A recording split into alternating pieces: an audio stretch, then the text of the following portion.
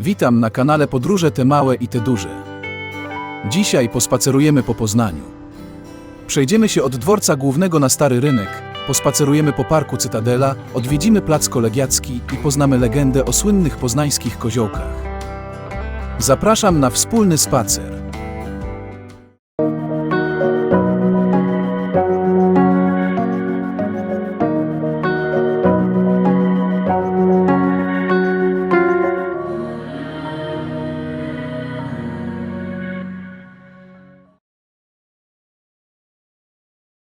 Poznań to miasto w zachodniej Polsce, położone w województwie wielkopolskim, nad rzeką Wartą. Co ciekawe, jest piątym co do wielkości miastem w Polsce, liczy ponad 540 000 mieszkańców. Nasz spacer rozpoczynamy od okolic dworca głównego. Tam za nami, w ogromnych halach odbywają się międzynarodowe targi poznańskie, będące liderem wśród ośrodków targowych w Polsce i Europie Środkowo-Wschodniej. My zamiast na targi, będziemy szli w kierunku północno-wschodnim, aż dojdziemy do Starego Rynku w Poznaniu. Park, przez który przechodzimy, to Park Karola Marcinkowskiego, jednego z pierwszych lekarzy w Poznaniu, którzy stosowali osłuchiwanie pacjenta. Zasłynął jako znawca leczenia cholery.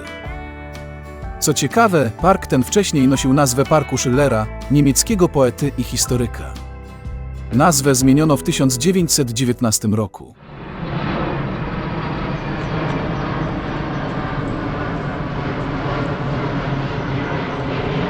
Poznań jest jednym z najstarszych lokowanych miast w Polsce, nadanie praw miejskich nastąpiło w roku 1253.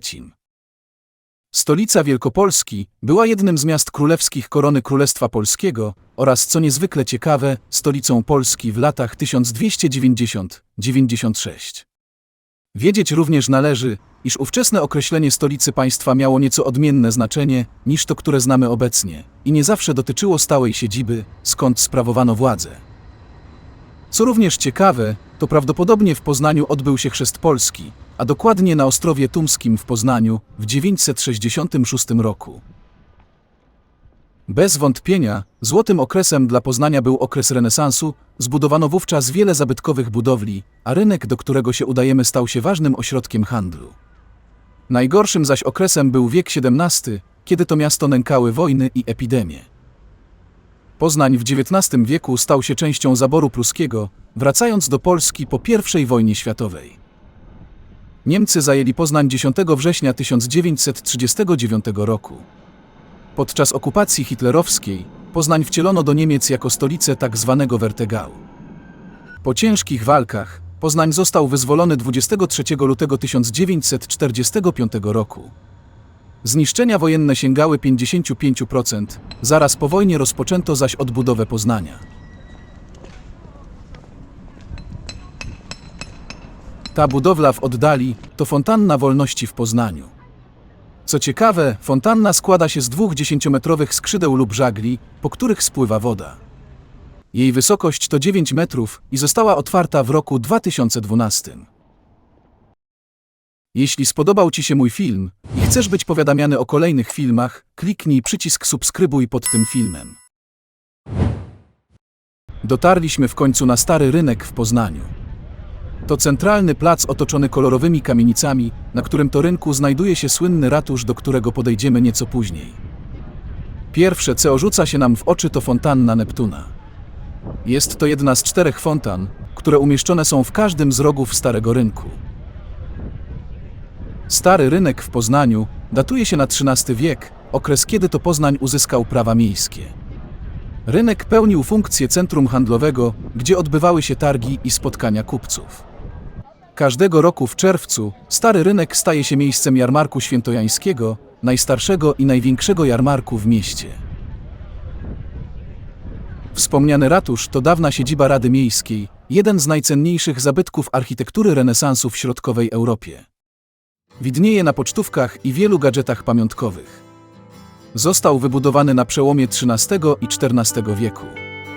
W XVI wieku został rozbudowany, podwyższono o 1 kondygnację, dachy zasłonięto attykami, a fasadę ozdobiono trójkondygnacyjną loggią. Pecha miała niestety wieża ratuszowa, którą najpierw zniszczył w 1675 roku piorun, a następnie po jej odbudowie, kilkadziesiąt lat później powalił huragan. Dzisiejszy wygląd zawdzięcza pieczołowitej odbudowie i następnie kompleksowej konserwacji z roku 1994. W środkowej wieżyczce, pod zegarem, znajduje się kartusz z inicjałami króla Stanisława Augusta. Nad zegarem zaś niewielka platforma, na której codziennie o godzinie 12 ukazują się dwa koziołki. To właśnie koziołki są jednym z symboli Poznania. Legenda mówi o tym, że dawno temu zegarmistrz Bartłomiej z Gubina otrzymał zlecenie wykonania zegara na wieżę ratuszową. Gdy zegar był już gotowy, postanowiono wydać przyjęcie z okazji jego odsłonięcia, na które zaproszono dostojnych gości. W czasie przygotowywania uczty, jeden z kuchcików mocno przypalił pieczeń. Chcąc szybko naprawić błąd, ukradł dwa pasące się na łące koziołki, by upiec je narożnie. Przyprowadził je do kuchni, a te uciekły na ratuszową wieżę. Jakie było zdziwienie gości, gdy ujrzeli na gzymsie nad nowym zegarem trykające się koziołki. Pomysł bardzo się spodobał radnym, więc nie ukarali krnąbrnego kuchcika, a dodatkowo mistrzowi Bartłomiejowi polecili dobudować do zegara mechanizm z koziołkami.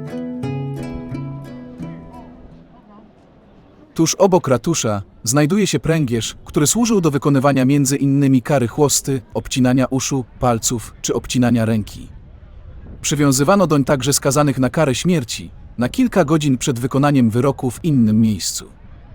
Pręgierz pełnił swoją funkcję od XVI do XIX wieku. Co ciekawe, na szczycie kolumny stoi postać kata, w stroju rycerza z uniesionym mieczem, który symbolizuje tak zwane prawo miecza, czyli prawo do ferowania wyroku śmierci, nadane Poznaniowi przez Władysława Łokietka. Zanim udamy się do Parku Cytadeli, przejdziemy się jeszcze wspólnie po Starym Rynku.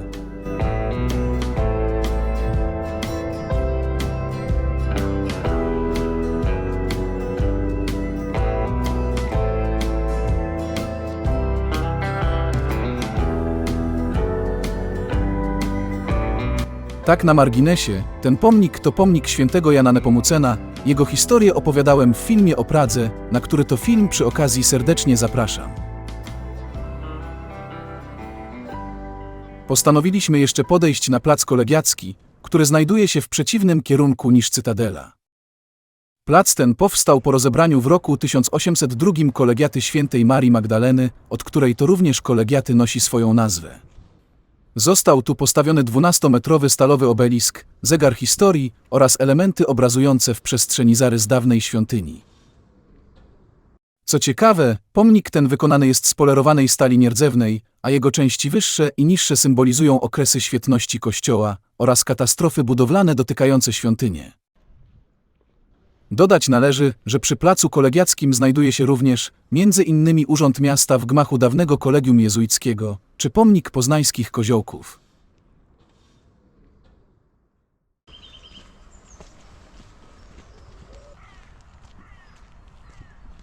Po kilkudziesięciominutowym spacerze dotarliśmy do Parku Cytadela w Poznaniu, to jest największego parku w tym mieście, o powierzchni około 100 hektarów. Znajduje się on około 1,5 kilometra na północ od Starego Rynku w Poznaniu. Został on zbudowany w latach 1963–70 na terenie dawnego fortu Winiary, wchodzącego w strukturę poligonalnych umocnień twierdzy Poznań. Co ciekawe, pierwotna nazwa Parku Cytadela brzmiała Park, pomnik braterstwa broni i przyjaźni polsko-radzieckiej i została zmieniona w 1992 roku. Od strony centrum miasta, na przedłużeniu Alei Niepodległości, prowadzą do parku monumentalne schody.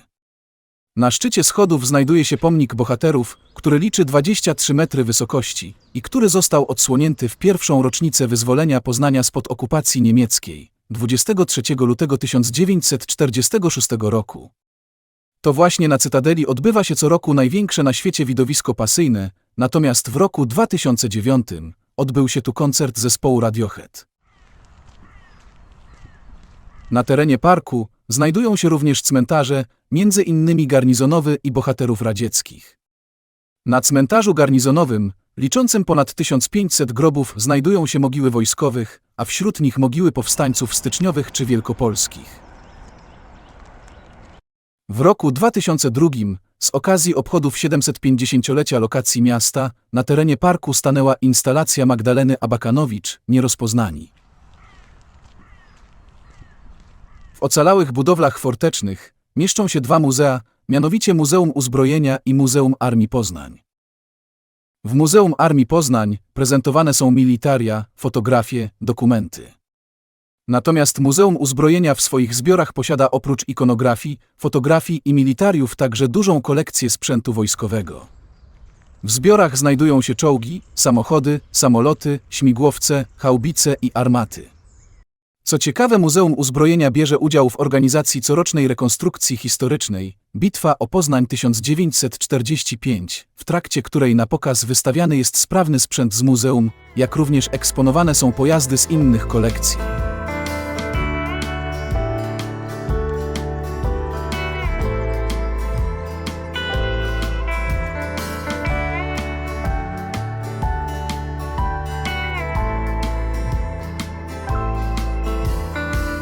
Poznań jest miastem nie tylko ciekawej architektury, ale i bogatej historii. Dlatego też myślę, że powstanie film na moim kanale na temat ciekawostek tego miasta. Zapraszam do śledzenia kanału. Dziękuję za wspólny spacer i do następnego filmu.